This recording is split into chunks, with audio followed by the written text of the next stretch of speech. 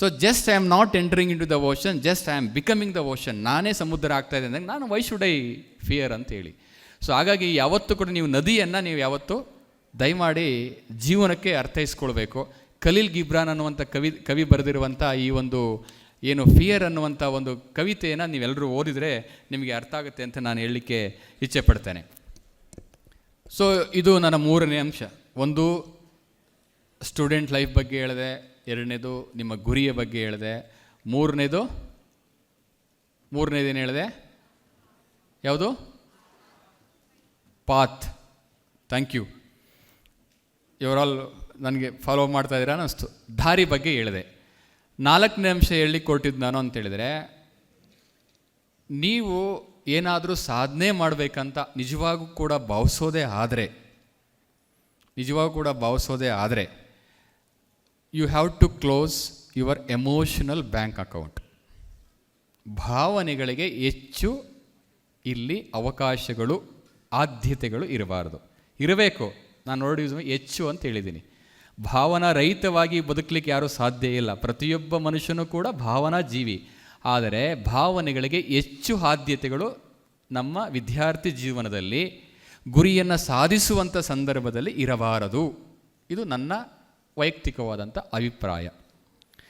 ಏನಂತೇಳಿದರೆ, ನಿಮಗೆ ಗೊತ್ತಿರಬೇಕು how to balance the IQ and EQ. IQ ಅಂತ ಹೇಳಿದ್ರೆ ಇಂಟೆಲಿಜೆಂಟ್ ಕೋಷಂಟ್ ಅಂತ ಕರಿತೇವೆ. ಸೊ EQ ಅಂದರೆ ಎಮೋಷನಲ್ ಕೋಷಂಟ್ ಅಂತ ಕರಿತೇವೆ. ನೀವೆಲ್ಲ ಓದಿರ್ತೀರ. ಆದರೆ ಓದೋದು ಅಷ್ಟೇ ಮುಖ್ಯ ಅಲ್ಲ, ಅದನ್ನು ಹೆಂಗೆ ಬ್ಯಾಲೆನ್ಸ್ ಮಾಡಬೇಕು ಅನ್ನೋದು ತಿಳ್ಕೋಬೇಕು. IQ ಅಂತ ಹೇಳಿದ್ರೆ ವಾಟ್ ಮೈ ಮೈಂಡ್ಸ್ ನೀಡ್ಸ್.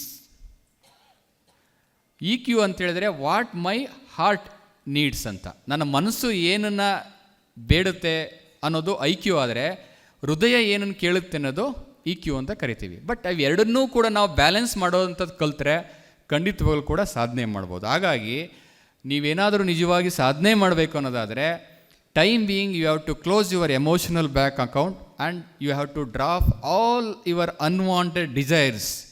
ಅನಗತ್ಯವಾದಂಥ ಆಕಾಂಕ್ಷೆಗಳನ್ನು, ಆಸೆಗಳನ್ನು ಇರಬೇಕು. ಮನುಷ್ಯನಿಗೆ ಆಸೆಗೂ ಇರಬೇಕು, ಆಕಾಂಕ್ಷೆಗಳು ಇರಬೇಕು. ಆದರೆ ಅನಗತ್ಯವಾದಂಥ ಆಸೆಗಳು, ಅನಗತ್ಯವಾದಂಥ ಆಕಾಂಕ್ಷೆಗಳು ಇರಬಾರ್ದು. ಹಾಗಾಗಿ ನೀವು ಸಾಧನೆ ಮಾಡಬೇಕಂದ್ರೆ ಕಂಫರ್ಟ್ ಝೋನಿಂದ ಹೊರಗಡೆ ಬರಬೇಕು, ಅನಗತ್ಯವಾದಂಥ ಡಿಸೈರ್ಸನ್ನು ಬಿಟ್ಟು ಬರಬೇಕು. ಟೈಮಿಂಗ್ ಸಾಧನೆ ಮಾಡೋರಿಗೆ ಇವೆಲ್ಲವನ್ನೂ ಕೂಡ ಸೀಸ್ ಮಾಡಿದರೆ ನೀವು ಸಾಧನೆ ಮಾಡಲಿಕ್ಕೆ ಸಾಧ್ಯ. ಹಾಗಾಗಿ 4ನೇ ಅಂಶ ಹೇಳಬೇಕಂದ್ರೆ, ಭಾವನೆಗಳಿಗೆ ಹೆಚ್ಚು ಆದ್ಯತೆಯನ್ನು ಕೊಡಬೇಡಿ. 5ನೇ ಅಂಶಕ್ಕೆ ನಾನು ಹೇಳಲಿಕ್ಕೆ ಇಚ್ಛೆ ಪಡೋ ಅಂಥದ್ದು, ನಾನು ಹೇಳಿದೆ close your emotional bank account. But ಈಗ ಹೇಳ್ತಾ ಇರೋದು open your faith account. Faith ಅಂತ ಹೇಳಿದ್ರು ನಂಬಿಕೆ ಅಂತ ಕರಿತೀವಿ ನಾವು ಅದನ್ನು. ನನ್ನಲ್ಲಿ ನನಗೆ ನಂಬಿಕೆ ಇರಬೇಕು, ನಿಮ್ಮಲ್ಲಿ ನಿಮಗೆ ನಂಬಿಕೆ ಇರಬೇಕು. ನೀವು ದೇವರನ್ನು ನಂಬ್ತಿರೋ ಬಿಡ್ತಿರೋ ಗೊತ್ತಿಲ್ಲ, ಆದರೆ ನಿಮ್ಮನ್ನು ನೀವು ನಂಬಬೇಕು. Faith in you, faith in God. ನೀವೇ ಅದನ್ನು ಇಂಟ್ರೋಸ್ಪೆಕ್ಟ್ ಮಾಡ್ಕೊಳ್ಳಿ. ಹಾಗಾಗಿ ನಂಬಿಕೆ ಇದ್ದರೆ ನೀವು ಸಾಧನೆ ಮಾಡಲಿಕ್ಕೆ. ಹಾಗಾಗಿ ಎಮೋಷನಲ್ ಬ್ಯಾಂಕ್ ಅಕೌಂಟನ್ನು ಕ್ಲೋಸ್ ಮಾಡಿ, ಫೇತ್ ಅಕೌಂಟನ್ನು ಓಪನ್ ಮಾಡಿ, definitely you will reach your destinations. ಅದಕ್ಕೆ ಕುವೆಂಪು ಅವರು ಹೇಳೋದು ಬಹಳ ಅದ್ಭುತವಾದಂಥ ಮಾತನ್ನು ಹೇಳ್ತಾರೆ. ಎನಿತು ದೈವವ ನಂಬಿದರೇನೋ ಇನಿತು ನಿನ್ನ ನೀ ನಂಬದಿರೇ ಅಂತೇಳಿ. ಎಷ್ಟು ದೇವರನ್ನು ನೀನು ನಂಬಿದ್ರೆ ಏನಪ್ಪ, ನಿನ್ನನ್ನು ನೀನು ನಂಬಲಿಲ್ಲ ಅಂದರೆ ಫಸ್ಟು ನಿನ್ನನ್ನು ನೀನು ನಂಬಬೇಕು.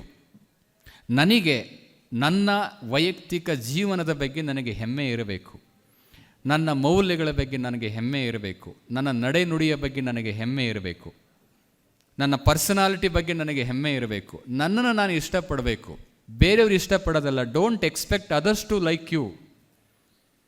First you like yourself. ನಿಮ್ಮನ್ನು ನೀವು ಇಷ್ಟಪಡಿ. ನನ್ನಲ್ಲಿರುವಂಥ ಪರ್ಸನಾಲಿಟಿ ಏನಿದೆ ಅಂತ ನೀವು ನಿಮ್ಮನ್ನು ಇಷ್ಟಪಡಿ. ನಾವೇನು ಮಾಡ್ತೇವೆ ಅಂದರೆ, ನಮ್ಮನ್ನು ನಾವು ಇಷ್ಟಪಡುವುದಕ್ಕಿಂತ ಬೇರೆಯವರು ನಮ್ಮನ್ನು ಇಷ್ಟಪಡಬೇಕು ಅಂತೇಳಿ ಅಪೇಕ್ಷೆ ಮಾಡುವಂಥದ್ದು ತಪ್ಪು. ನಿಮ್ಮನ್ನು ನೀವು ಇಷ್ಟಪಟ್ಟರೆ ಅದರ ಅರ್ಥ ನಿಮ್ಮ ಅಂತರ್ಶಕ್ತಿ ಅಂತ ಕರಿತೀವಿ ನಾವು, ಇಂಟ್ಯೂಷನ್ ಅಂತ ಏನು ಕರಿತೀವಿ, ಅದಕ್ಕೆ ಒಪ್ಪಿಗೆ ಆಗುವಂಥ ರೀತಿಯಲ್ಲಿ ನೀವೆಲ್ಲರೂ ಬದುಕಬೇಕು. ಸೊ ಅದಕ್ಕೋಸ್ಕರ ದೇವ್ರನ್ನ ನಂಬ್ತಿರೋ ಬಿಡ್ತಿರೋ, it doesn't matter whether you believe God or not, but you have to believe yourself. ನಿಮ್ಮನ್ನು ನೀವು ನಂಬಬೇಕು. ನಿಮ್ಮ ಶಕ್ತಿ ಏನಂತೇಳಿದರೆ ನಿಮಗೆ ಗೊತ್ತಿರಬೇಕು. ನನಗೂ ಗೊತ್ತಿರಲ್ಲ, ನಿಮ್ಮ ತಂದೆ ತಾಯಿಗಳು ಗೊತ್ತಿರಲ್ಲ. ಹಾಗಾಗಿ ನಮ್ಮ ಶಕ್ತಿ ನಮಗೆ ಮಾತ್ರ ಗೊತ್ತಿರದೆ ಬಿಟ್ಟರೆ ನಮ್ಮ ಶಕ್ತಿ ಬೇರೆ ಯಾರಿಗೂ ಗೊತ್ತಾಗಲಿಕ್ಕೆ ಸಾಧ್ಯ ಇಲ್ಲ. ಆ ಇನ್ನರ್ ಸ್ಟ್ರೆಂತನ್ನು ನಾವು ಉಪಯೋಗಿಸ್ಕೊಂಡು, ಇನ್ನರ್ ಪವರನ್ನು ಉಪಯೋಗಿಸ್ಕೊಂಡು ನಾವು ಮೇಲೆ ಬರಬೇಕಂತ ಹೇಳಿದ್ರೆ ನಂಬಿಕೆ ಎನ್ನುವಂಥ ಒಂದು ಬ್ಯಾಂಕ್ ಅಕೌಂಟನ್ನು ನೀವು ಓಪನ್ ಮಾಡಿ. ಆ ನಂಬಿಕೆ ಅನ್ನುವಂಥ ಬ್ಯಾಂಕ್ ಅಕೌಂಟನ್ನು ಓಪನ್ ಮಾಡಿದರೆ ಸಾಧನೆ ಮಾಡಲಿಕ್ಕೆ ಖಂಡಿತವಾಗಲೂ ಕೂಡ ಸಾಧ್ಯ ಇದೆ ಅಂತ ನಾನು ಹೇಳಲಿಕ್ಕೆ ಇಚ್ಛೆಪಡ್ತೇನೆ.